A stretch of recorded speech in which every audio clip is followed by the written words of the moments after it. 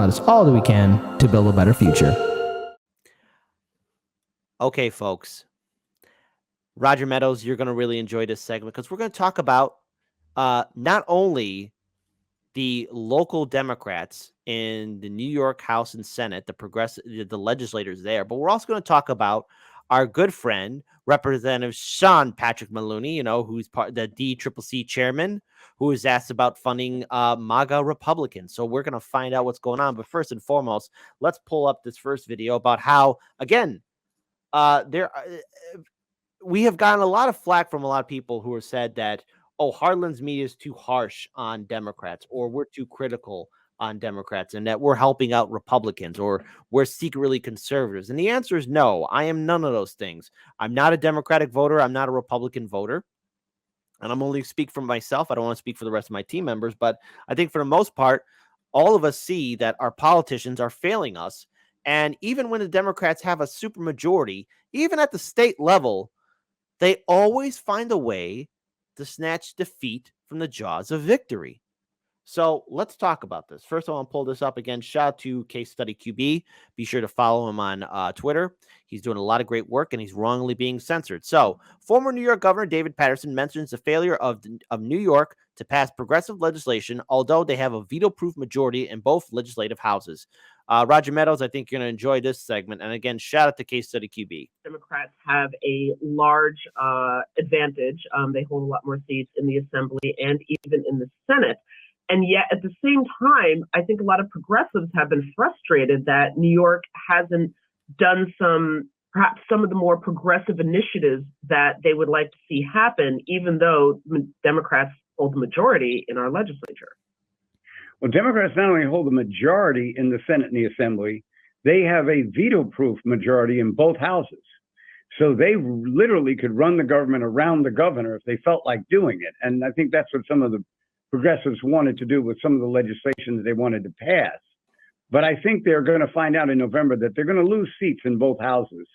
I don't think it will be that many, but I think they will lose seats in both houses. And that may bring them to the table on some of the more pragmatic issues that New York State residents are worried about and thinking about as we go into this midterm election, not only in the presidential race, but of course, the gubernatorial race right here in New York.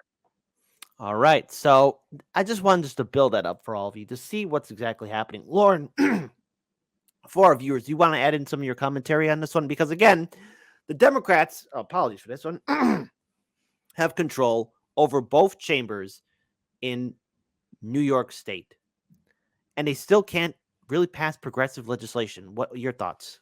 I mean, the fact that he also said that they have a veto-proof majority, and yet things are still not going in the direction that was promised.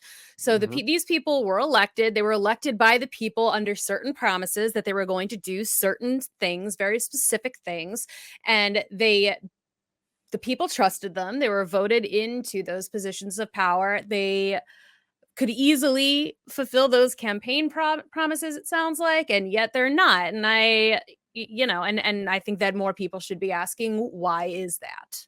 Mm-hmm. And again, this seems to be a tactic that the Democrats are very successful in doing, and that is making up excuses after excuses of why they can't get anything done. And let's face it, we have covered a lot of important stories that have been happening in New York State, most notably the campaign for the New York Health Care Act, where, again, they've had numerous opportunities where the Democrats have a solid control over both chambers, where they could pass Medicare for all at the state level in the state of New York.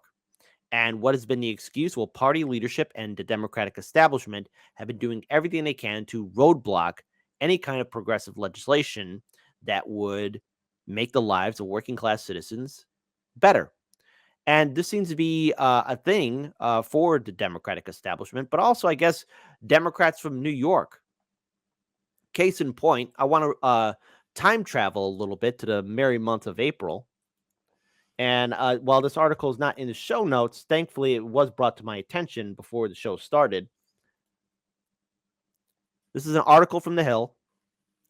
This is the head of the DCCC. Maloney defends DCCC funding Trump-backed GOP primary candidates. Representative Sean Patrick Maloney on Sunday pushed back against criticism over the Democratic Congressional Campaign Committee funding GOP candidates backed by former President Trump in Republican primaries, arguing Democrats are doing their jobs to keep dangerous MAGA Republicans out of office. Absolutely not did we put party over country, Maloney told moderator Chuck Todd on NBC's Meet the Press. The moral imperative right now is to keep dangerous MAGA Republicans who voted to overturn our election out of power. In this year's GOP primaries, the DCCC has aired ads promoting candidates who have endorsed Trump's false claims the 2020 election was stolen, betting the far right and more extremist nominees will lose in tough districts against Democrats. Now, the thing is, I'm going to highlight this right here for our viewers.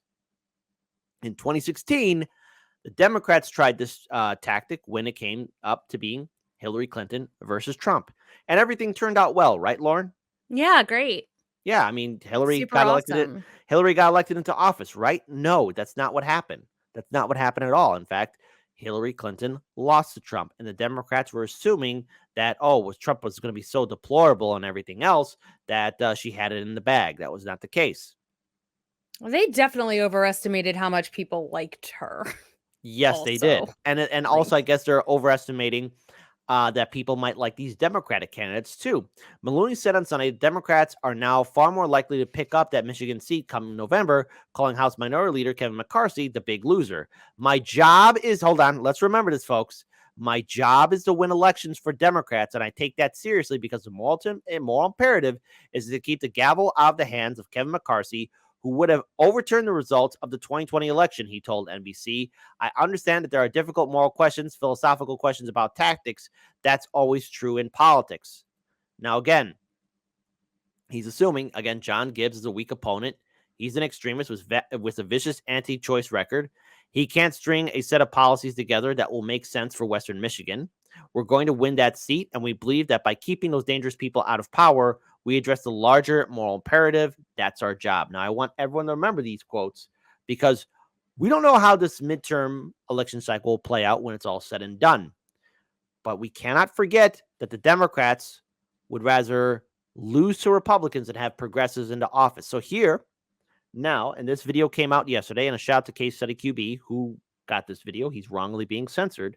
Before I pull this video up, Lauren, do you want to add in your commentary about that article from April? Just people like making the excuse that, well, that's politics, always just seems really lazy and kind of cowardly to me, especially if their tactic is to, instead of building up their own candidate, is to like showcase the other one. I feel like it would make a lot more sense. You know, you want your person to win, talk them up, talk them up a little bit more. Why are you doing anything for the other person? Any public, because especially I feel like any publicity, especially free publicity, regardless, it's only going to incense their own fan base further. So you got the DCCC talking about this other candidate. Guess who's voters and the people who are going to vote, they're going to see the candidate you don't want them to see. You're just giving them extra airtime. It seems foolish to me, talking about tactics.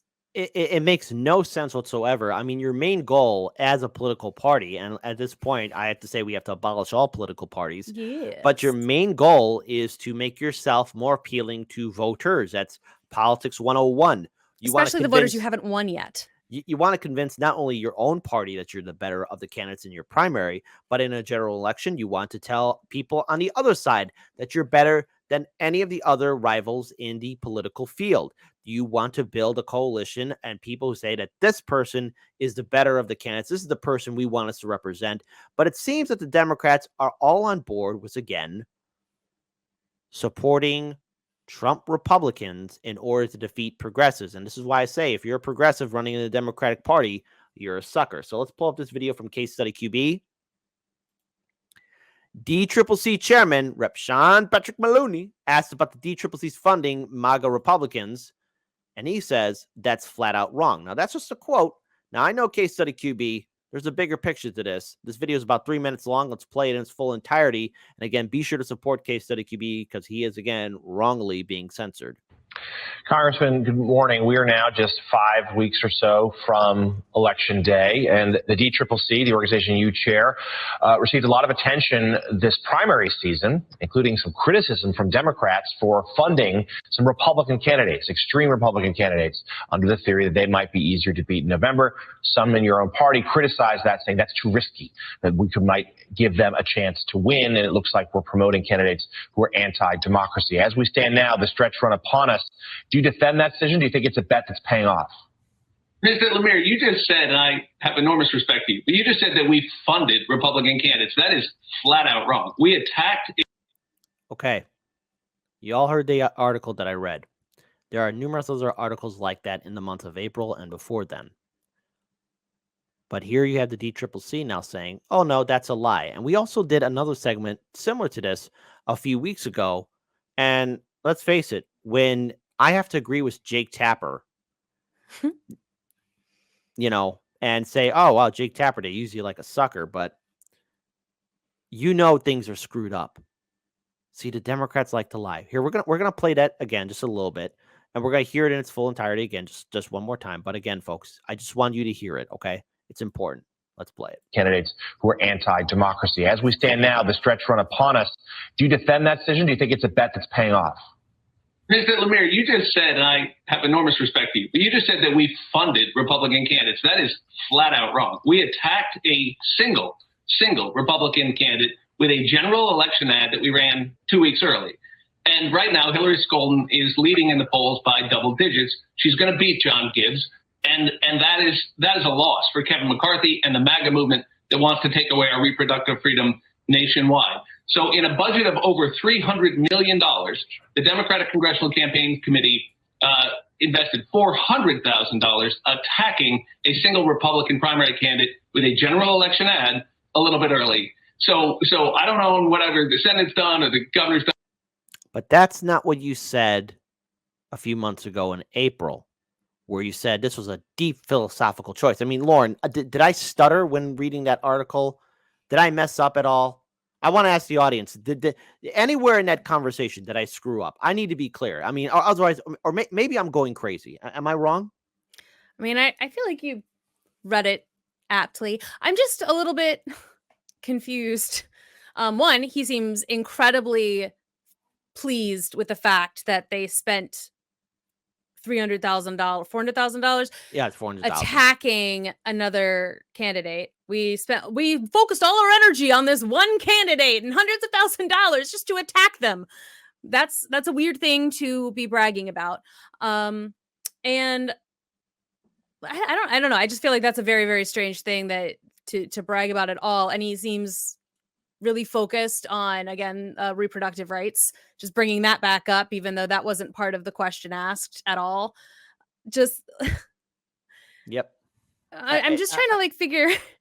Again, because see, I'm just trying to figure out what is he happy about? What is he praising him or patting himself on the back about? Because again, you're being questioned about the DCCC supporting MAGA Republicans. He didn't answer the question. No, he gave a word salad. That's what he did, folks. And again, he is from the state of New York. Roger Meadows. Look, I'm not one, because Illinois has got its own fair share of problems. But Roger Meadows, what's going on with the New York Democrats? What's going on with the New York Democrats, Roger?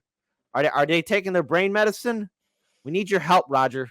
We need to figure out this Scooby-Doo mystery, because obviously these Democrats are just I don't know. They're living in their own world. I understand people have concerns about this, and there are always difficult moral and philosophical questions in politics. That's fair. But let's put it in some context. My goodness. Well, let's go a little further on that then. This is still something that you just explained what your organization did. There are some Democrats, though, who feel like the candidate who benefited from this, is someone who is a danger to democracy. And I understand, obviously, we were talking earlier in the show about parties that are making choices to back someone who is clearly unfit for office, in their estimation. We talked about Herschel Walker earlier. Do the risks, just writ large, for our democracy right now, do the risks outweigh the rewards here? Well, I'd say this is a great example of a false equivalence. I mean, if you're going to compare attacking a Republican candidate months ago in a single primary with $400,000 out of a $300 million budget. If you're going to compare that to what's going on right now with Herschel Walker in Georgia, I mean, my goodness, I tell you what, we're sitting here 30 days out from a midterm election where our basic reproductive freedoms and political freedoms are on the line, where families like mine that depend on marriage equality aren't going to fit in the MAGA view of America. We're going to go into campaign mode from. Don't forget that in 2016, the Democratic establishment, also the Clinton campaign, were all hoping and chomping at the bit that Trump would be the nominee because they assumed he could be beaten in 2016. And for all those vote blue, no matter who people start typing on the comment section below about, oh, yeah, but Trump lost to Biden in 2020. Just barely, okay? And then number two, Trump is going to run again in 2024. So where's your big victory? It's madness. Coast to coast right now. I'm not looking in the rearview mirror at a decision that was made months ago. I'm looking forward through the windshield at holding this majority, and that is crashing through the windshield. And my goodness, if this tactic backfires on the Democrats, I'm first going to laugh, and then I'm going to call up all the people that have been, all these vote blue no matter who people. I mean, like, you guys just really know how to lose. Even the Washington Generals have a better win record than you. I feel like laughing would not be an appropriate response. I think I'd have to laugh because the amount of stupidity here, the amount of pride that I'm seeing in this man's face. That's the thing. I think he's assuming that the battle's already won. That's the larger moral imperative, so that the people who would have set aside the election, 139 of them were already in Congress on January 6th, and they voted to set aside the election. 75% of the Republican caucus right now supports a nationwide ban on reproductive freedom, abortion. That's the moral imperative to keep those people out of power. So he keeps talking about, he keeps bringing up reproductive rights, right? But like the question is about, it wasn't about that. Like, yeah, sure. But the question that was being asked over and over again was, these are the people who are dangerous to democracy as a whole. I feel like he's just he knows what the hot button issue is at the moment. So he keeps bringing up, oh, they're going to keep taking away. Like, they already did that. Like, that's already done. And he's said so much for like looking forward through the windshield. He's looking back 3 months ago, and he keeps bringing that up as if they're doing anything to fix it now, because they're not.